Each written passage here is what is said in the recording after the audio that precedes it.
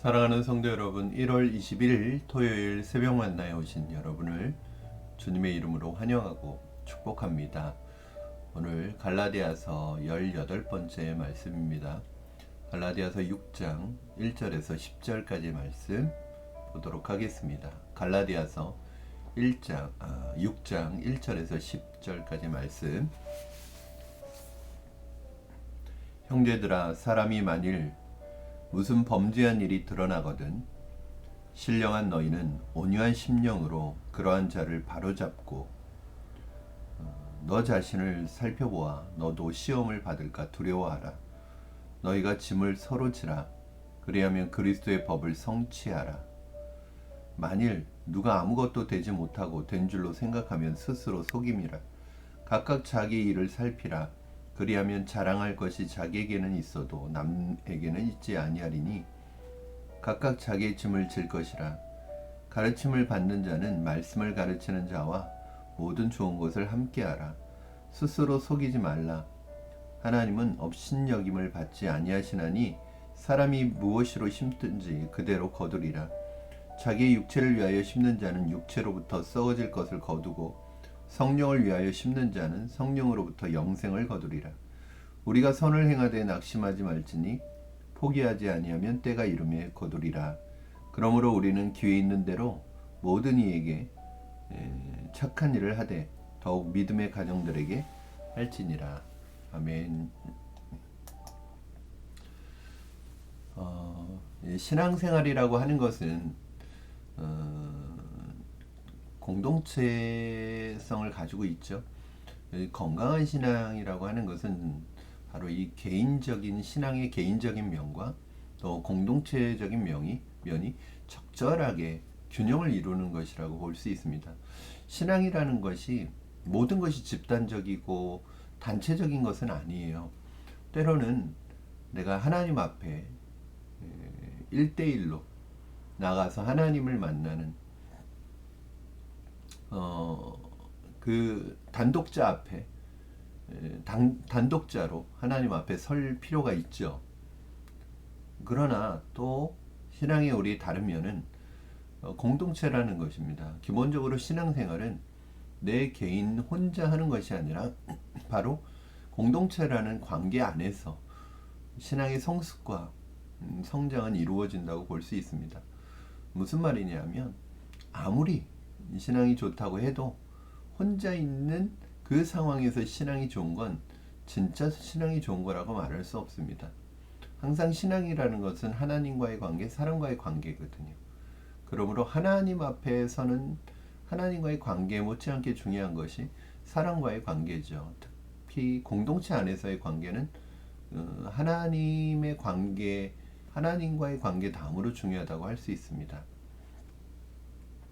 오늘 본문에서 그 바울은 갈라디아서의 내용, 특별히 5장까지의 내용은 개인적인 신앙의 권면을 했다라면 오늘 6장에 있는 내용은 공동체를 향한 권면이라고 할 수 있습니다. 개인적인 믿음의 사람으로서 성령의 사람으로서의 개인적인 권면도 필요하지만 또 공동체를 향한 권면이 또 필요한 것입니다.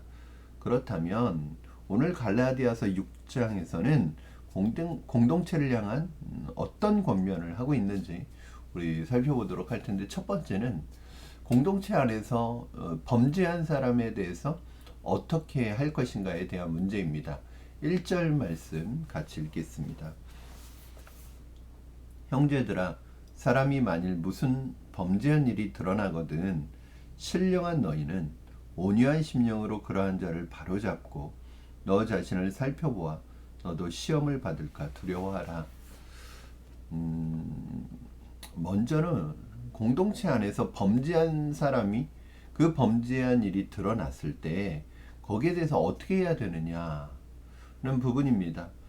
단 여기에서 범죄했다는 것은, 죄를 범했다는 것은 의도적이고 어떤 고의적인 죄를 범하는 것이 아니라 실수로 범하는 죄에 대해서 말하고 있는 것입니다. 사실 이 부분은 굉장히 쉽지 않은 부분입니다. 그럼에도 불구하고 공동체는 그 범죄한 것이 드러났을 때 그것을 덮고 모른 척하는 것이 아니라 오히려 그것을 바로잡아 주라고 그렇게 이야기합니다. 근데 이게 쉽지 않은 일이죠. 어떤 사람이 죄가 드러났을 때 그걸 바로잡아 주는 거 쉽지 않은 문제입니다. 그럼에도 불구하고 그것을 바로 잡아 주어야 하는 것이고 그것이 공동체를 위하는 것이라는 거예요. 그러나 여기에 단서가 있습니다. 그게 뭘까요? 온유한 마음으로, 온유한 심령으로 그렇게 하라는 거예요. 그러면서 뭐라고 그래요? 온유한 심령으로 바로 잡아 주어야 한다. 그러나 너도 너 자신을 살펴보아 너도 시험을 당할까 두려워하라는 거죠. 실수할 수 있고 넘어질 수 있죠. 그것에 대해서 온유한 심령으로 바로 잡아 주어야 한다는 거예요. 그러나 너 자신을 살피고 너도 동일한 시험에 빠질 수 있다는 것을 생각해라. 그러니까 이 바로 잡아 주어야 된다는 것에서 이것이 비난이 되어서는 안 된다는 거예요. 그 사람이 죄를 정죄하고 비난하는 것은 안 된다는 거예요. 그건 바로 잡아주는 게 아니죠. 오히려 망치는 거죠. 오히려 그 사람을 나락으로 떨어뜨리는 것이죠. 그래서 비난과 정죄가 아니라 온유한 심령으로 바로 잡아주되 오히려 너 자신도 넘어질 수 있는 자임을 기억하면서 오히려 그러한 모습 속에서 나 자신을 살피는 기회로 삼아야 된다라고 말씀하고 있습니다. 예수님이 하셨던 말씀이 생각나네요. 죄 없는 자가 돌로 치라라는 말씀이 생각납니다. 우리가 형제 범죄가 드러났을 때 그것을 사랑하는 마음으로 정말 사랑의 동기로 그것을 접근하지 않는다면 그것은 비난과 정죄가 될 뿐입니다. 그것은 형제에게 아무런 유익을 끼치지 못하죠. 공동체가 죄가 드러난 지체들에 대해서 어떻게 처리해야 될 것인가? 철저하게 사랑의 마음으로 온유한 심령으로 해야 되겠죠. 비난이나 정죄가 아니라 사랑의 동기로. 사랑하는 여러분, 그렇잖아요. 가족 공동체도 그렇고 어느 공동체든 사람이 실수하고 넘어질 수 있겠죠. 그때 어떻게 해야 될까요? 비난하고 정죄하는 것은 누구에게도 도움이 되지 않겠죠. 온유한 심령으로 바로잡아준다는 건 뭐예요? 정죄나 비난을 한다는 게 아니라 내가 고쳐준다는 게 아닙니다. 붙들어주는 거죠. 그 사람이 일어날 수 있도록 붙들어주는 거죠. 공동체는 바로 붙들어주는 것입니다. 죄에 대해서는 분명히 그 죄에 대해서는 죄임을 인정해야 되지만 그 죄를 범한 사람에 대해서 온유한 심령으로 세워가는 것, 그것이 바로 또 교회 공동체의 중요한 일이라고 할 수 있습니다. 두 번째는 무엇일까요? 두 번째는 오늘 본문 말씀에서 공동체를 위해 서로 짐을 지라고 말씀하고 있습니다. 우리 2절 말씀하고 5절 말씀 읽겠습니다. 2절 너희가 짐을 서로 지라 그리하여 그리스도의 법을 성취하라. 5절 각각 자기의 짐을 질 것이라. 그렇습니다. 공동체가 세워지기 위해서 누군가의 헌신과 섬김이 필요합니다. 그건 그러한 그분들의 섬김과 헌신으로 인해서 많은 사람들이 은혜를 누리고 있는 것입니다. 그런데 내가 은혜를 누리고 있고 내가 무엇인가를 누리고 있다는 것은 누군가의 섬김과 헌신이 있다는 거예요. 누군가는 짐을 지고 있다는 거예요. 그렇다면 우리 마음속에 그 사람의 수고, 헌신과 섬김 그리고 짐을 지고 있는 것에 대해서 당연하게 여기지 말고 감사하고 언젠가는 나도 함께 그 짐을 져 나가야겠죠. 이것이 바로 공동체죠. 건강한 공동체는 바로 서로 짐을 지는 거예요. 자기에게 주어진 짐을 자기가 지는 거예요. 그래서 함께 서로 짐을 지는 것입니다.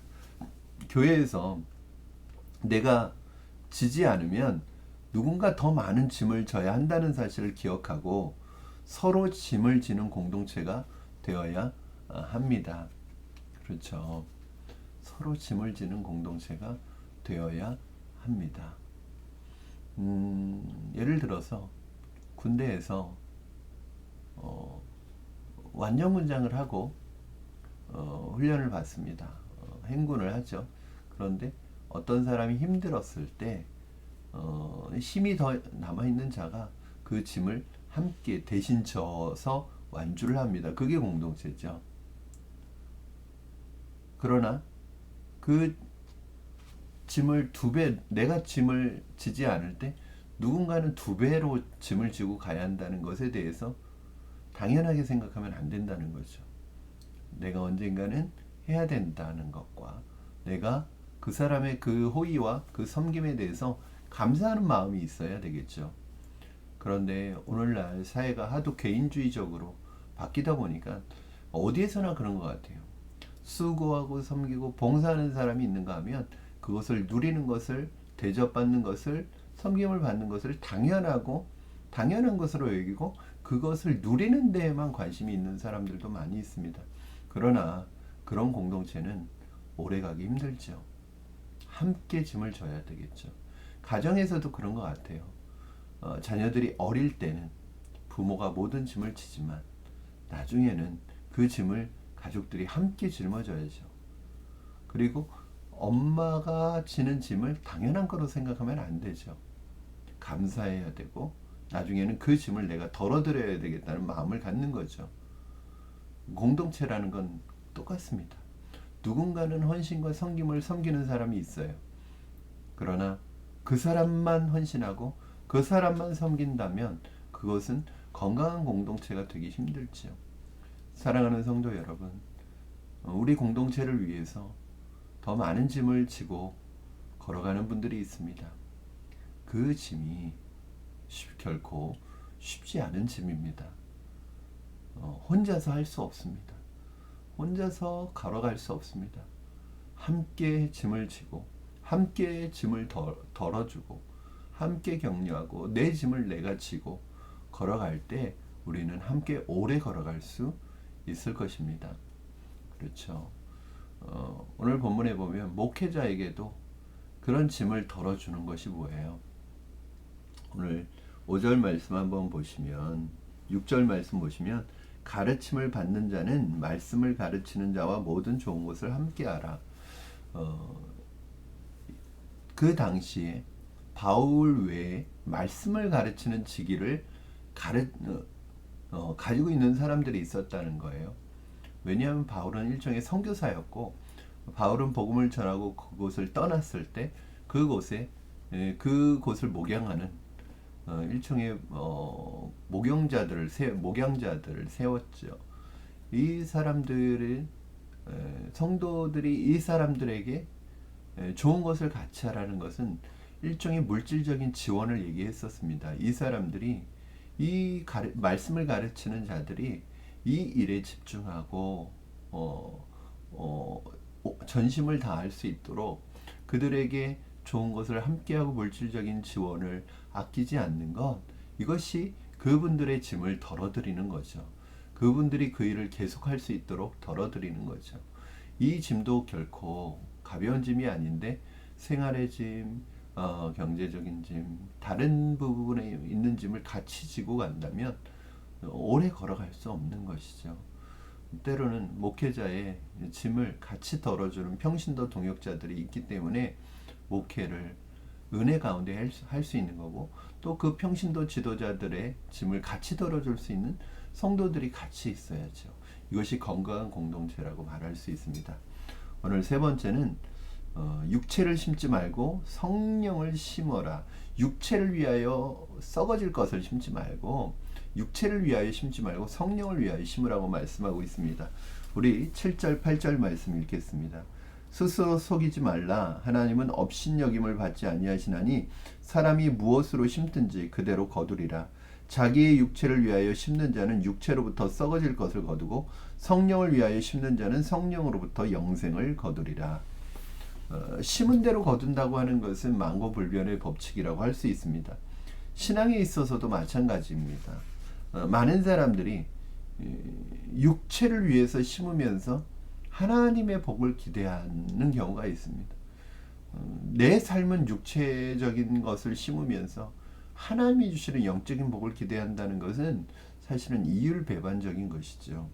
그러므로 육체를 위해 심지 말고 왜냐하면 육체를 위해 심으면 육체로부터 썩어질 것을 거두고 그러나 성령을 위하여 심으면 성령으로부터 영생을 거두게 된다는 이 말씀을 통해서 여러분 교회 공동체는 무엇을 위해 심는 자가 되어야 하는가?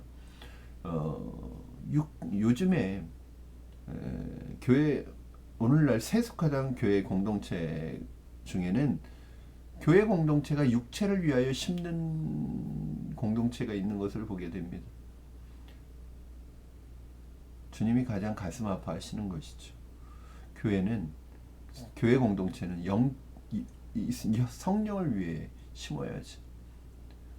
그러나 교회가 세속화되면 교회 안에서 온갖 육체적인 심음과 그로 인해 썩어질 것을 거두는 이런 일들이 비일비재하게 일어납니다. 그러면 교회 공동체는 세상의 어떤 집단과 그룹과 다를 게 없어지는 것입니다.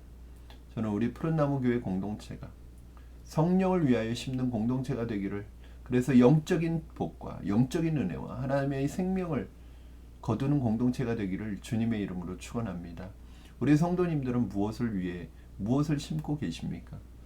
오늘 보면 이런 선을 행하는 사람들에 대해서 일종의 선을 심는 거죠.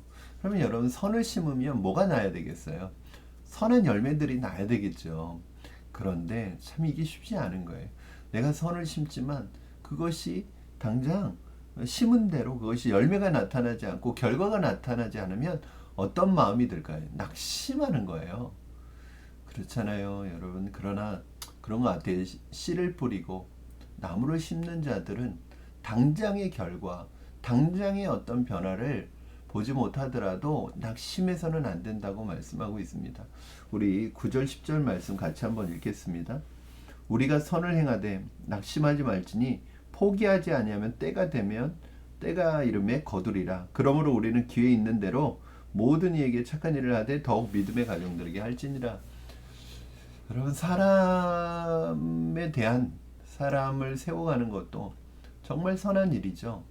그런데 낙심이 들 때가 많죠. 그렇죠. 정말 사람을 위해서 내가 심고 또 물을 주고 또 그런 수고와 애씀이 있지만 결과가 나타나지 않고 열매가 나타나지 않을 때 낙심이 되고 포기하고 싶어질 때가 많습니다.